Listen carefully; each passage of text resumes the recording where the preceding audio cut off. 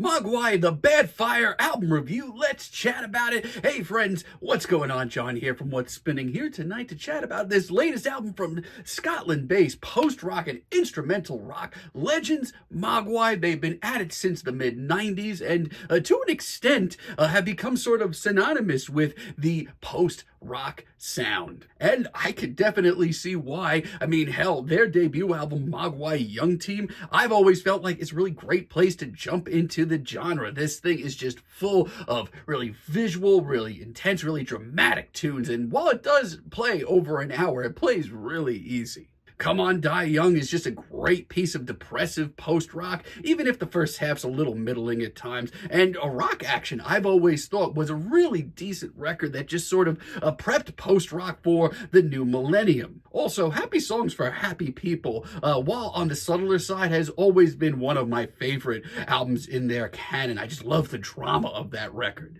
But as the 2000s rolled on, I've just felt like I've had less and less and less to say about the band's output. For example, their Mr. Beast record. Yeah, it's got some great moments, but it's also got a ton of uninspired moments, and that goes double for The Hawk is Howling. This album was just lifeless. I did, however, like the Hardcore Will Never Die, But You Will record. It's not perfect, but it did bring back a lot of the drama of their early work. And not for nothing, I thought most of Rave Tapes was really cool. But then Every Country's Son dropped a few years ago, and I was just so middle of the road on it. I mean, I wanted to review it and chat about it, but the highs were so high and the lows were so low. I was just so middle of the road on everything. So much so that leading up to this new record, I mean, I'm going to be real with y'all. I wasn't that excited for it. I didn't have a lot of the hype leading up to this thing, but I didn't necessarily hate the singles, and listening to this thing now, it's honestly pretty good. The album kicks off with God's Gets You Back.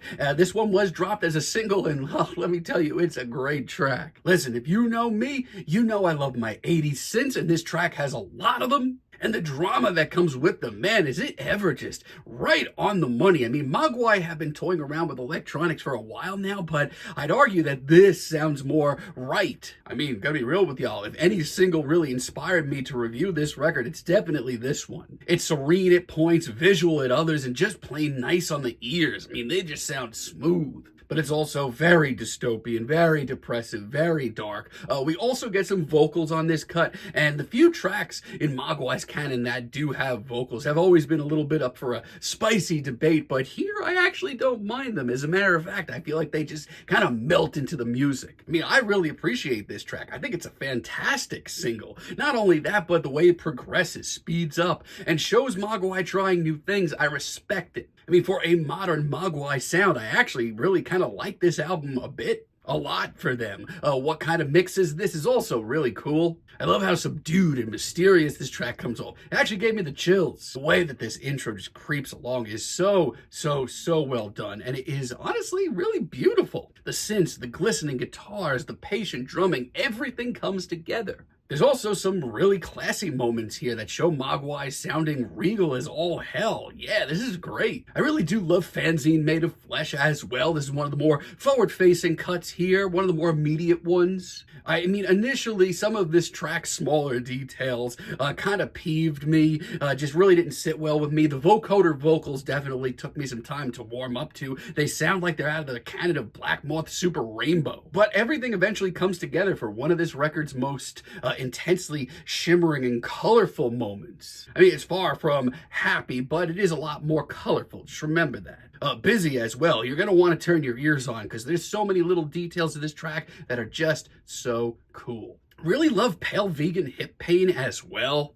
This one is definitely for the old school Mogwai listeners. It is so dreary. It is so desolate. And it's really effective. Simple albeit, but my God, is it emotional. And it's just so easy to get lost in. Color me impressed. Now, I will say this. The band do fumble a little bit for at least 2 tracks here, and they're pretty big fumbles in my book, like High Chaos, for example. Now, this is definitely, once again, one for the classic Mogwai fans. There's a lot of old school post-rock being shown here, my friends. And yeah, it definitely has that jagged, sort of math rock-inspired riff that's going to excite some of y'all. It's got a lot of tension, too. too, but it's surprisingly flat. I mean, this sounds like Mogwai really sat down and tried to make that classic Mogwai sound, but just dropped the ball. It is a post-rock tune with zero drama. I mean, these releases just keep coming on, but there's no tension to build them up. It's really flat and very disappointing.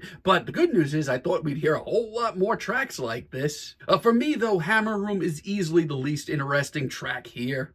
This is just way too light and fluffy for me, to the point where it doesn't even sound like a Mogwai track. And this has been an album where there's a lot of tracks on here that are pretty colorful and shoegazy, but this ain't it, fam. Once more, this just sounds like rehashed post-rock with no personality. Once again, I felt like this album was going to be plagued with this. But the synths are annoying, the drama is gone, and the band just sounds like they're phoning it in. It literally sounds like it's coming from a different universe than whatever universe the rest of this record takes place in, as weird as that sounds. Outside of that, though, I mean, color me surprised, but for a modern Mogwai sound, I think they actually do this album really well. If you find this world bad, you should see the others is probably my favorite track on this entire record. I mean, this is once again some old school, end of days post-rock with no hope in sight. It's visual, it's grainy, it's monochromatic. There ain't no hope in sight, brother. It's also the longest cut here, by far, but longtime Mogwai listeners, they're going to be up for that.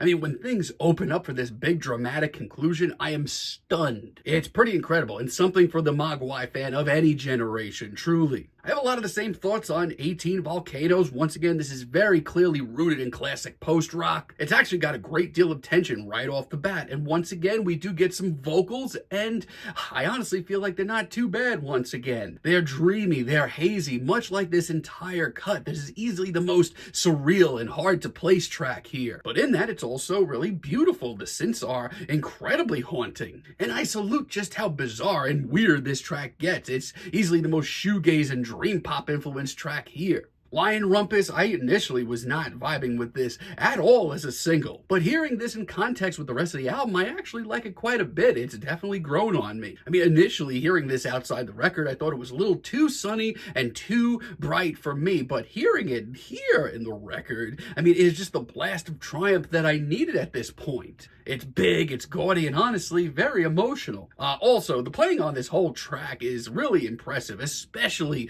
towards the finale. These guitars soar. And Fact Boy, as a finale, is easily the most out there and hard to place and hard to describe track. It's very dainty, it's light on the ears, it's got this aura of whimsicality to it that sounds on paper like my nightmare. It's not, though. It's actually really easy to get lost in. It has influences of everything from shoegaze, once again, to dream pop, and that's all good by me. As a matter of fact, I think it's a pretty awesome finale. I mean, not for nothing, maybe this isn't the classic Mogwai record that we've been wanting and craving for the last 2 decades or so, but realistically, for a modern Mogwai sound, this isn't bad. This isn't bad at all. The synths sound honestly more at home here than anything on their last few releases. The tension, the drama, for the most part, it's here in spades. And this is easily one of the more emotional and visual records Mogwai have put out in a while. Is it perfect? No, far from it. They do fumble a little bit.